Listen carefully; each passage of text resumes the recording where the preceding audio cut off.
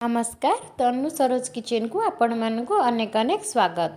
मु आज आपण मानक छुई आलू बेसर बनाई देखाइबी जहाँ को बनैबा बहुत सहज एवं खाइबा को बहुत टेस्ट लगी थाए। आपण माने एही परी बेसर बनाई भात एवं रुटी सह खाई परिबे। आशा करुच्ची मोर जदि ये वीडियो आपण मानक भल लगी प्लीज लाइक करिवे, शेयर करिवे, सब्सक्राइब करिनेबे।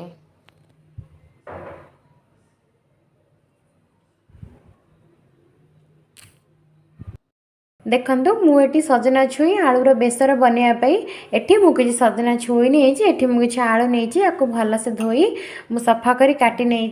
देखंतु मु आलू को ये पीस करी काटी नहीं गोल गोल करी। या द्वारा आमर भजा बहुत सुंदर देखा जाए और खायापी बहुत टेस्ट लगी थाए। चलतु एबे आमे आपे एक मसला को बनई नबा। एबे मु एटी गोटे ग्राइंडिंग जार नहीं एटी मु किछि रसुण को दे नहीं।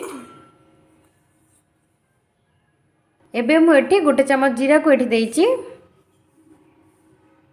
एबे मु एटी दुईटा कंचराग को एटी देइची। एबे मु एटी गोटे चमच कड़ा सोरिष दे नहीं। आपण चाहिए एटी धड़ा सोरिष मध्य दे पारिबे। आमे एबे कोन करबा एथिरे किछि पानी दे नबा। एबे मु एटी एथिरे किछि पानी दे नहीं सब तक को मिसई एबे आमे भलसे ग्राइंड करी आनिबा। देखंतु मुझे सबतक मसला को भलसे चिकन भाव में ग्राइंड कर नहीं आसी। एटी मु गैस ऑन करी कड़ाई को बसई नहीं आम कि समय कड़ाई को गरम होगापी छाड़दबा।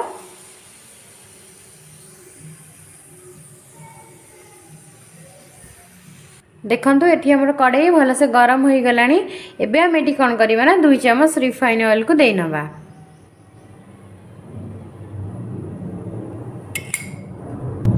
देखंतु एबे हमर तेल एटी भलसे गरम हो गलानी। एबे आमे ग्राइंड करी रखितिबा मसला को सब आमे एटी देई नबा।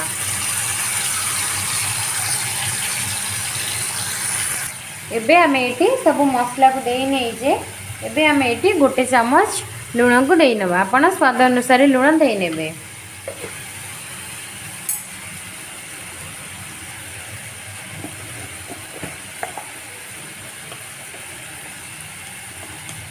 एबे आमे एटी आधा चम्मच हल्दी गुंडा दे नबा।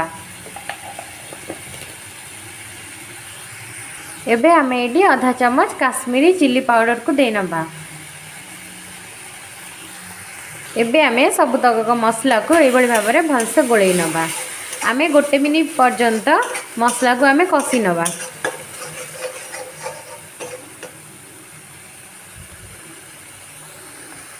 एबे हमर एटी गोटे मिनिट हो गलानी। मसला भी हमर भलसे कसी हो गलानी। एबे आमे एटी गोटे गिना पानी को दे नबा।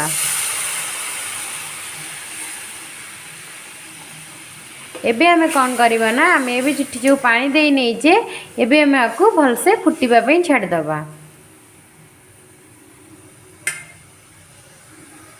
देखंतु आमे एठी जो पानी दे नै थिले या केते भलसे फुटी आसिलानी।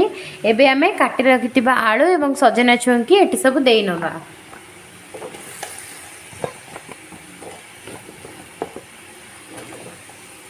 एठी आमे सब आलू एवं सजना छुंकी एठी देई नै जे आकु आमे एबे भलसे एबे गोळई नबा।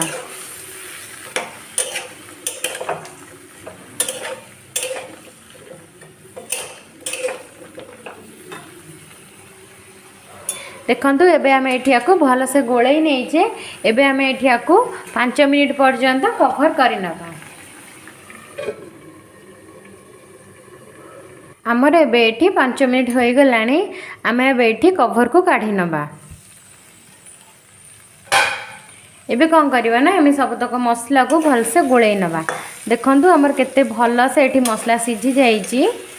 आलू भी ये केते भलसे सिझी जाइए। छुई देखंतु मु आपण मानक एबे देखौची आलू ये केते भलसे सिझी जाइए। आ छुई भी ये देखंतु केते भलसे सिझी जाइए। आमे एबे कोन करबा ना सब तक को एबे गोटे प्लेट को काढी नबा। देखंतु मु ये गैस ऑन करी कड़ाई को बसई नैची। आमे एबे किछि समय कड़ाई को गरम करी नबा। देखंतु कड़ाई आमर एटी भलसे गरम हो गलानी। आमे एबे एटी 3 चम्मच रिफाइन ऑयल को देई नबा। आपण चाहिले एटी सोरिष तेल को मध्य नै परिबे।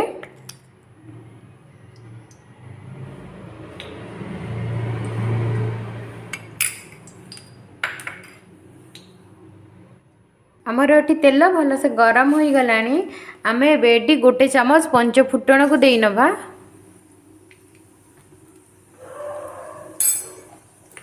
आमर ये फुटण भल से फुटी गलानी आम ये छोट छोट कर काटी रखि गोटे पियाज को दे नवा। देखंतु आमर ये पियाज भल से भाजी हो गलानी। एबे आमे कौन करबा ना सिझे रखि छुई और आलू को ये दे नवा।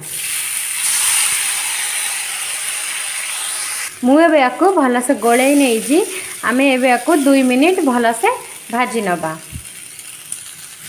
देखंतु आमर ये 2 मिनिट हो जाइए भजा आमर ये भल से भाजी हो जाइए। देखंतु भजार कलर एबे केते चेंज हो आसी। एबे आमर भजा परफेक्ट बनी जाइए। एबे आम गैस को बंद कर नवा। देखंतु आमर केते सुंदर भावर एठी बेसर दिया छुई आलू भजा बनी जाइए और केते कम समय मध्य भी आमर बनी जाइए। एठी एमिति आपण माने बनांतु निजे खांतु एवं अन्य मानक भी एमिति खुआंतु। आशा करूची जदि मोर ए वीडियो आपण मानक भल लागिथिबो प्लीज लाइक करिवे शेयर करिवे सब्सक्राइब करिनेबे।